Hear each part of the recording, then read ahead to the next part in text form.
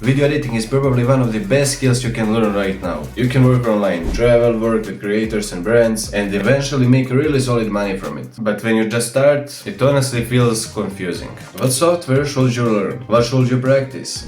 Do you need After Effects? Should you learn long form or short form? There's so much information online that most beginners end up wasting months learning random stuff that barely matters. So if I had to start from zero as a video editor, this is exactly what I would focus on to improve as fast as possible. No fluff, no get rich quick scheme, just the things that actually help me to become a full-time video editor. And I'll break everything down into 6 simple steps. First, mindset. I know most people skip this step because they just want to learn cool edits and cool transitions. That's exactly what I did too. When I first started, I thought being a good video editor meant knowing lots of effects and editing fast in Premiere Pro. But after years of editing and working with clients, I realized something important. The best editors aren't the ones using the craziest effects. They're the ones who know how to keep people watching. At the end of the day, video editing is storytelling. The software is just the tool you use to tell the story. And once you understand it, your edits instantly start improving. Another thing beginners forget is this. You're not editing for yourself, you're editing for the audience. Every decision matters. Should this part be faster? Should the music feel emotional or hyped? Does this visual actually improve the video, or is it just distraction? A lot of beginner editors over-edit because they want other editors to be impressed. But normal viewers care way more about clarity, pacing and emotion than flashy transitions. And honestly, there's one more thing that actually matters more than skills in the beginning. Your reason why. Because there will be periods where editing feels exhausting. You'll spend hours fixing tiny details, you'll compare yourself to better editors, you'll feel stuck. Everybody experiences that. The people who actually become successful are usually the people who genuinely enjoy the process. For me, it started with a random football edits when I was younger, then gaming videos, then social media clips, then client works. But from all the years,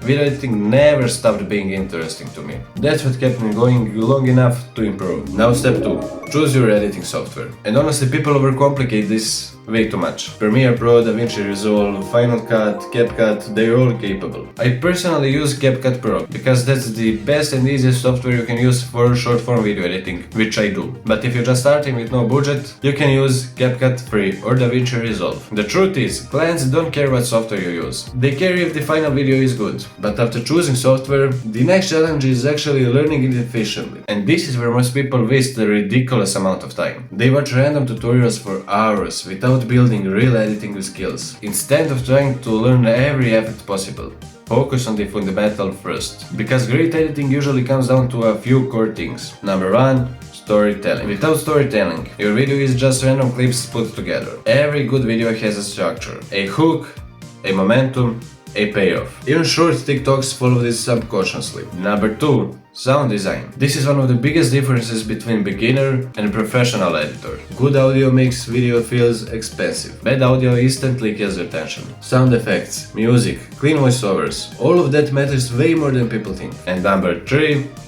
Pacing. This is especially important now because attention spans are destroyed. If a section feels slow, shorten it. If something doesn't add value, erase it. Good pacing is what keeps viewers engaged from start to finish. One mistake I made early on was trying to learn everything. Motion graphics, Photoshop, 3D, VFX, animations. And instead of mastering edits, I kept jumping between skills. If I could start, I focused on becoming really good at fundamentals first, before expanding into everything else. Now step 4. Never stop learning. The best editors are constantly improving. One thing that helped me a lot for studying video edits is a video editor, not just watching them. Pay attention to the hooks, the pacing, the cuts, the subtitles, the sound design, the storytelling. That's where real improvements happen. Step 5. Work with other people. This is something that accelerates my growth massively. Because editing alone in your room only teaches you technical skills. Working with creators and clients teaches you communication, problem solving, strategy, deadlines, client expectations, and those skills are honestly what separates freelancers